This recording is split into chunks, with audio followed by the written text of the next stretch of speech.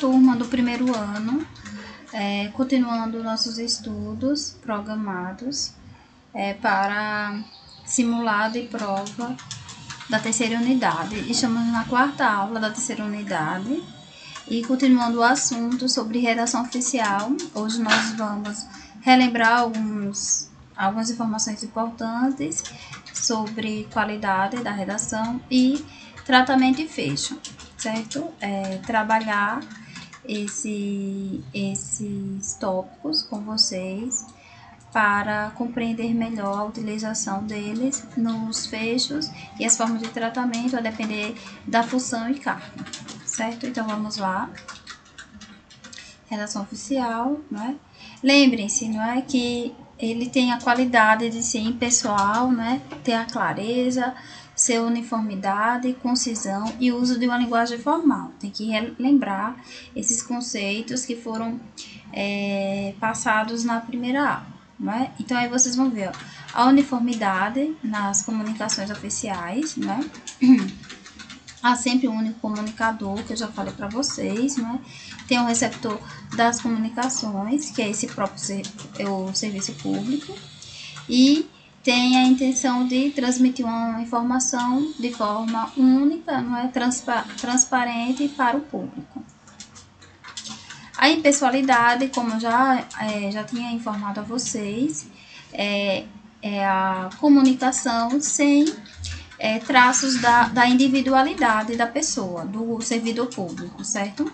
Então, ele não tem que deixar transparecer um desejo dele, uma vontade dele, interesse próprio, certo? Tudo ali tem que girar em torno da coletividade, certo? Então, a ausência de impressões individuais de quem comunica, da impessoalidade de quem recebe a comunicação, e o universo temático das comunicações oficiais se restringe a questões que dizem respeito a esse interesse público. Então, estamos diante da impessoalidade. Eu não posso deixar transparecer uma vontade minha diante do serviço público e assim interferir numa decisão que ia, de repente, fazer com que a coletividade ganhasse e por conta de algo de interesse próprio, as pessoas perdem. Então, isso também tem uma punição, né? Quando se tem dados e fatos que comprovem que isso existiu, né? Vamos assim dizer, e o servidor público é penalizado por conta disso. Então, temos que seguir a impessoalidade, tá certo? A linguagem formal, como eu já avisei a vocês, é essa linguagem culta, né? Seguindo as regras gramaticais, uma linguagem fora dos desvios, né, de níveis de linguagem, como gírias, formas de comunicação espontânea, certo? A linguagem tem que ser formal, né, e seguir as regras gramaticais. Aí temos as comunicações que partem dos órgãos públicos federais, devem ser compreendidas por todo e qualquer cidadão, né? Também tem que ser uma linguagem que o cidadão consiga compreender de forma clara, sem ambiguidade, né? Para atingir esse objetivo, há que evitar o uso de linguagem restrita, não é? A determinados grupos, que eu já tinha até abordado com vocês.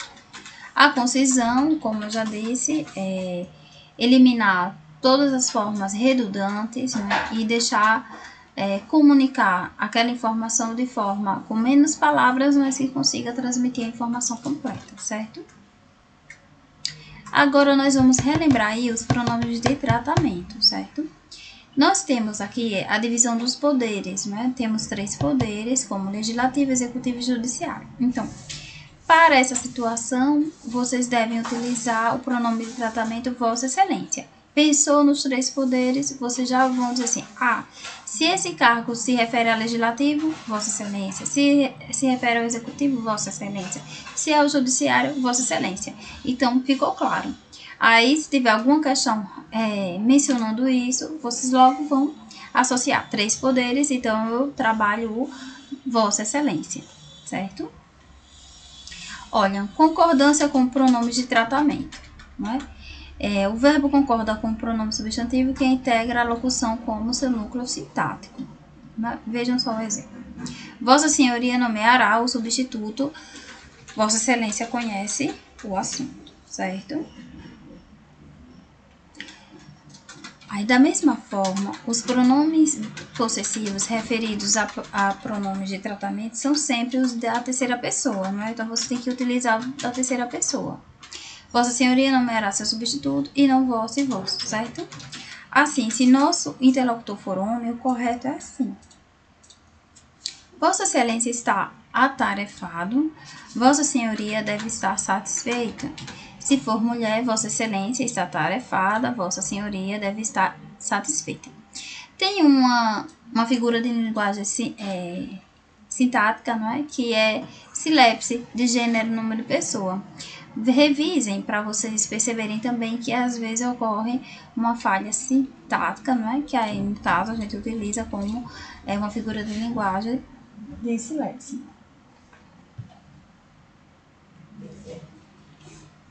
Emprego dos pronomes de tratamento. Então, são de uso consagrado, Vossa Excelência, para as seguintes autoridades. Vamos lá? Então, do Poder Executivo, eu vou dizer Presidente da República, Vice-Presidente da República, Ministros de Estados, governadores, vice-governadores de Estado e o do Distrito Federal, oficiais generais das Forças Armadas, certo? Nos termos do Decreto 4.118, de 7 de fevereiro de 2002, lá no artigo 28, parágrafo único, são ministros de Estado, além dos títulos dos ministros, chefe da Casa Civil, da Presidência da República, chefe do Gabinete de Segurança Institucional, o chefe da Secretaria-Geral da Presidência da República, o Advogado-Geral da União e o chefe da Corregedoria-Geral da União. Então, lembre-se, são cargos, né, referentes ao Poder Executivo, esses cargos aqui mencionados, certo? Trabalham no Poder Executivo. E para a administração pública é importante vocês saberem distinguir o que faz parte de cada poder, né? E o que se relaciona em cada cargo, né? Aí vocês podem pesquisar depois o que fica, qual é os atributos do presidente da república, do vice, do ministro, dos governadores, dos estados, porque às vezes a gente cobra situações de que não é daquela função, não é do presidente, não é do vice, não é do ministro, não é do governador, não é? Aí temos que saber primeiro de que cargo político, não é? Exercem as funções, né?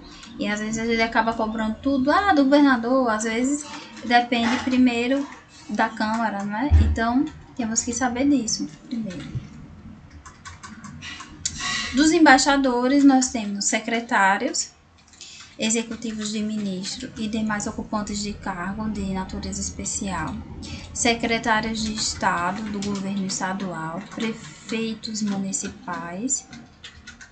Aí nós temos o poder legislativo, deputados federais e senadores, ministro do Tribunal de Contas da União, deputados estaduais e distritais, conselheiros dos tribunais de contas estaduais, presidente das câmaras legislativas municipais fazem parte, né, do poder legislativo.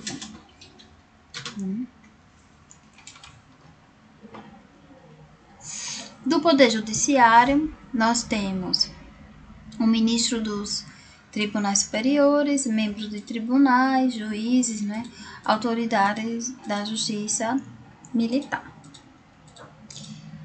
Agora, o vocativo a ser empregado em comunicações dirigidas aos chefes de poder é excelentíssimo, senhor, seguido do cargo respectivo, né? Eu tenho que utilizar o vocativo e utilizar o cargo a qual ele pertence, certo?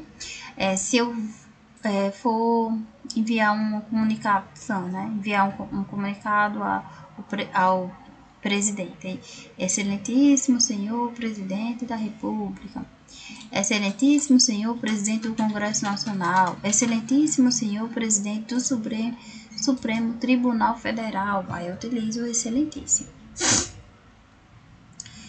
As demais autoridades, né, serão tratadas com vocativo seguido, senhor, né, seguido do cargo respectivo, né? Senhor senador, senhor juiz, isso é por vocativo, né? Senhor ministro, senhor governador.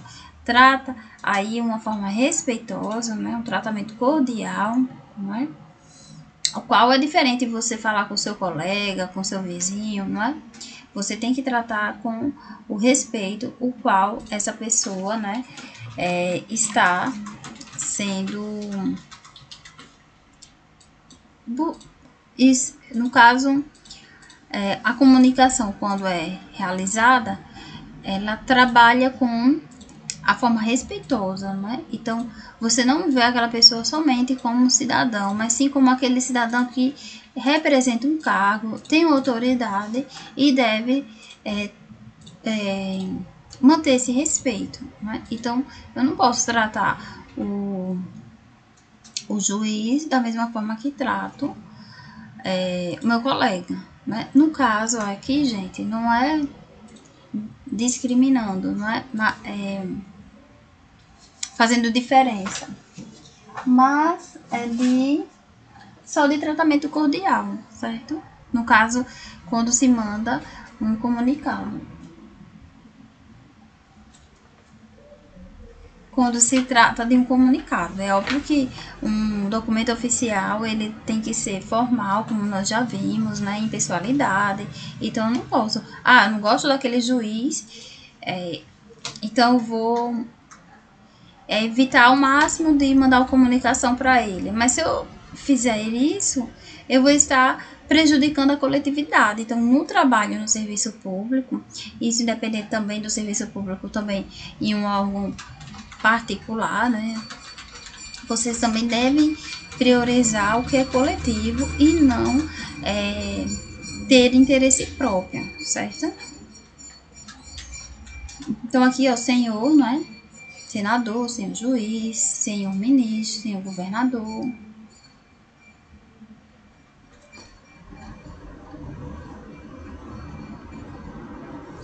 Em comunicações oficiais, está abolido o uso do tratamento digníssimo, DDD. As autoridades arroladas na lista anterior, né, a dignidade é pressuposto para que se ocupe qualquer cargo público, sendo desnecessária sua repetição evocação. Então, Vossa Senhoria é empregada para as demais autoridades, para particulares também, certo? Então, acrescenta-se que doutor não é forma de tratamento. Vocês devem saber disso, não é? Às vezes chamamos todas as pessoas, doutor, né? E às vezes a pessoa não tem ainda o título de doutor, não é? Que é um estudo mais aprofundado. Assim como mestre, né, que é um estudo mais aprofundado de um tema. A pessoa se tornou mestre daquele tema.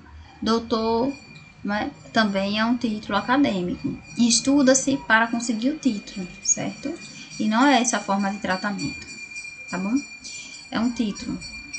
Acrescenta-se doutor, não é forma de tratamento, e sim acadêmico. Emprega-o apenas em comunicações dirigidas a pessoas que tenham tal grau, não é? Por terem concluído o curso universitário de doutorado. É costume designar por doutor os bacharéis, não é? Especialmente os de direito e de medicina. Nos demais casos, o tratamento senhor confere a desejada formalidade às comunicações, certo? Então, os pronomes de tratamento para religiosos, de acordo com a hierarquia eclesiástica, são Vossa Santidade, não é? Claro, para o Papa, em comunicações dirigidas ao Papa. Eu vou escrever uma cartinha para o Papa. Escreva lá, Vossa Santidade, certo? O vocativo correspondente é Santíssimo Padre, certo? Para comunicações de acordo com o cargo aí da hierarquia eclesiástica. Quando eu vou para Vossa Eminência ou Vossa Eminência Reverendíssima, não é? Em comunicações aos cardeais, corresponde-lhe o vocativo. Eminentíssimo Senhor Cardeal ou Eminentíssimo e Reverendíssimo Senhor Cardeal. Né? Eu posso utilizar essa forma de tratamento.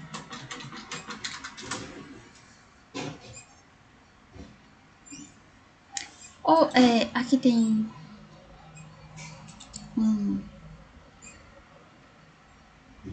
umas informações, né, sobre Vossa Excelência Reverendíssima, né, usado em comunicações dirigidas a arcebispos e bispos.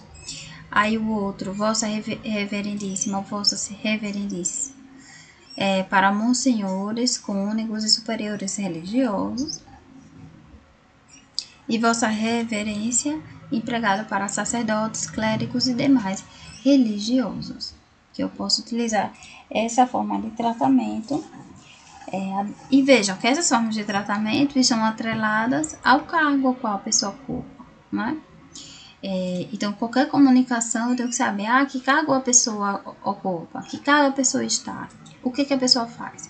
Então, nas comunicações oficiais, deve-se sempre verificar o cargo, né? Verificar em qual poder executivo, em qual dos 3 poderes aquela pessoa que eu vou enviar a comunicação está, né? É importante para não cometer erros, né? Falhas que ao chegar a pessoa pode reenviar e dizer, olha, cometer um equívoco, né? Até para chamar a atenção a pessoa tem que ter uma linguagem cordial, né? Para evitar complicações, certo?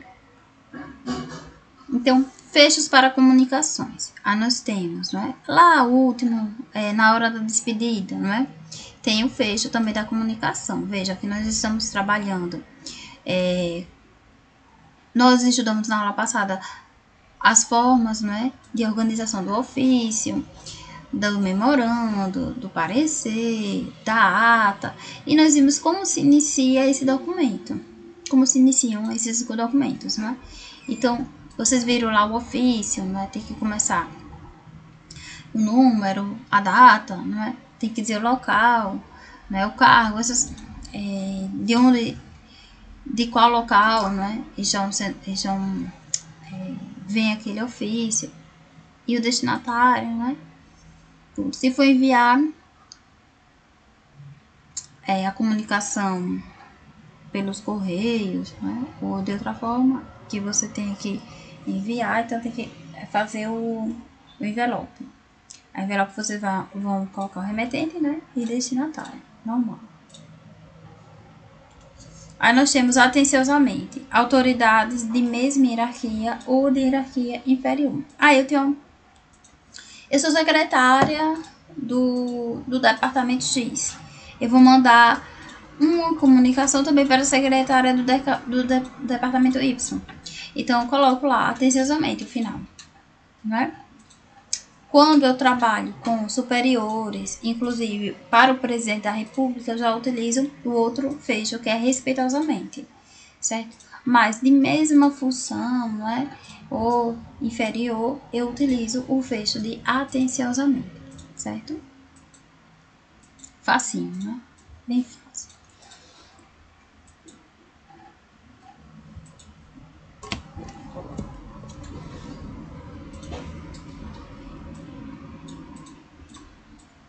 Identificação do signatário, não é?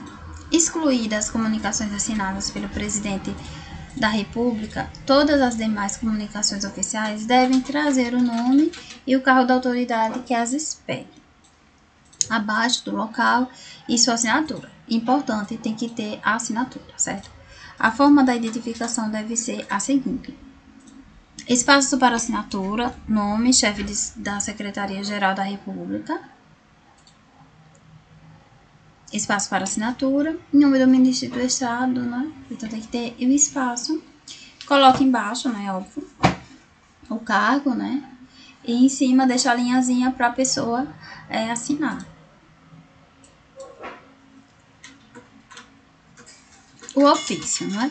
Há 3 tipos de expedientes que se diferenciam antes pela finalidade do que pela forma, né? O ofício, o aviso e o memorando.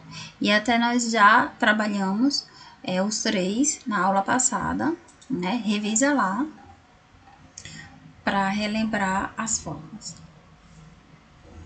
Vamos lá. Partes do documento do padrão ofício. O aviso, o ofício e o memorando devem conter as seguintes partes: tipo e número do expediente, seguido da sigla do órgão que o expede. Isso nós vimos, não é? Aqui nós temos, se for memorando, MEM, né? Aqui 123, o ano, né? E o órgão. Se for aviso, nome, aviso, né?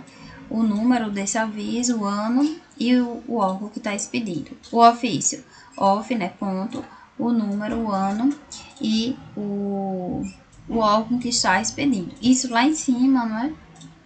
Da folha, em cima da folha mesmo. Tem que avisar, tem que dizer que tipo de documento é esse, porque a depender do documento, a formatação, o fecho, né? A forma, né, de organização dele, a diagramatização é diferenciada.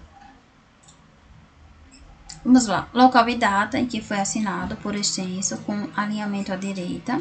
Exemplo: Brasília, na vírgula, março de 1991. E exemplo: tem que colocar o nome assunto e dizer qual o título do que vai abordar o texto. Produtividade do órgão, né, 2002. Quantidade de processos que tiveram resultados satisfatórios. Pode ser algo que é trabalhado no final do ano, né, para com o efeito de verificar ou ver os pontos que não deram errado naquele ano, ou que ocorreu para que tivesse um índice baixo dos assuntos de produtividade feitos naquele ano que foram negativos. Então, tudo isso na administração pública é analisado, certo? Assunto: resumo de teu documento. Assunto: necessidade de aquisição de novos computadores, não é? Necessidade de material para escritório, né? Entre ele pode incluir birô, cadeiras, não é? Pode-se verificar que teve um índice de pessoas que ficaram com problema na coluna durante aquele ano, durante anos, não é? Então, pode verificar uma cadeira ergonômica, né?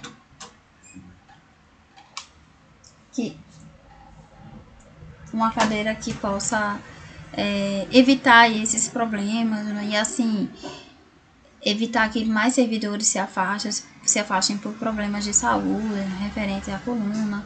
Então tem isso também.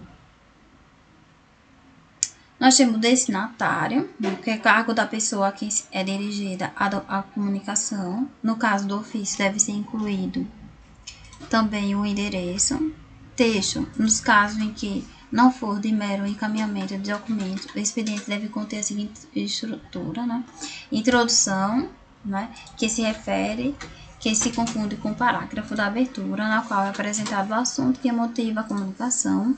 Evite o uso das formas: tenho a honra de, tenho o prazer de, cumpre-me informar que, empregue a forma direta. Seja mais conciso, né? No desenvolvimento, no qual o assunto vai ser abordado detalhadamente, né? Se o texto contiver mais de uma ideia sobre o assunto, elas devem ser tratadas em parágrafos distintos, né?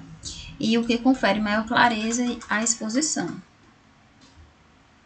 Já para o fecho, vocês têm fecho para as comunicações, assinatura do autor da comunicação e identificação do signatário. Agora nós temos formas de diagramatização dos documentos. Os documentos de padrão ofício devem obedecer a seguinte forma apresentada. Vejam: deve ser utilizada a fonte Times, de corpo 12 no texto em geral, 11 nas citações e 10 na nota de rodapé, né, a letra menorzinha. Para símbolos não existentes na fonte Times, pode-se utilizar a fonte Symbol. É obrigatório constar a partir da segunda página o número de páginas, né? E o constante nesse item aplica-se também à exposição dos motivos de mensagem, exposição de motivo e mensagem.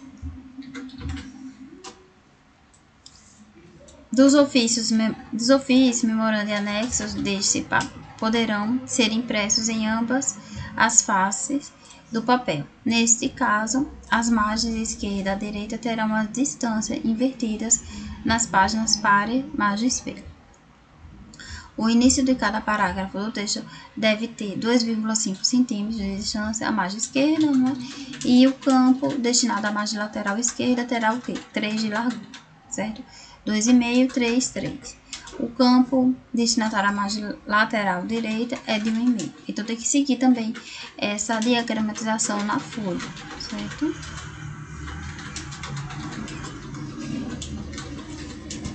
Não deve haver abuso do uso de negrito, itálico, número sublinhado, letras maiúsculas. Vocês têm que ver se aquela palavra é mesmo na letra maiúscula. Não pode ocorrer esses desvios. Relevo, bordas ou qualquer outra forma de formatação que afete a elegância e a sobriedade do documento. Veja que é um documento sério, né, de informações que são trabalhadas de forma formal. Ah, eu conheço fulano lá do departamento. Não, não pode. Você tem que seguir a forma padronizada. A impressão dos textos devem ser feitas na cor preta, em papel branco, não é? A impressão colorida deve ser usada apenas para gráficos e ilustrações, até para efeito de economia, certo? Todos os tipos de documentos do padrão ofício devem ser impressos em papel de tamanho A4, ou seja, 29,7 e 21 centímetros. Bem, turma, espero que vocês tenham compreendido o assunto, né? É fácil, embora tenha muitas regrinhas, né? São vários documentos, né? Relatório, memorando, ofício, ata, né? São várias formas de comunicações e para cada qual dessas formas de comunicações nós utilizamos para determinadas situações. Não é toda situação que eu vou usar o memorando, não é qualquer situação que eu vou utilizar a ata, certo? Então, para cada forma, né, de realizar algum efeito ali na administração pública, até nos entes particulares, tem uma forma de utilização desses documentos. Então, é importante verificar a cargo, a função, para utilizar a forma de tratamento, o fecho, né?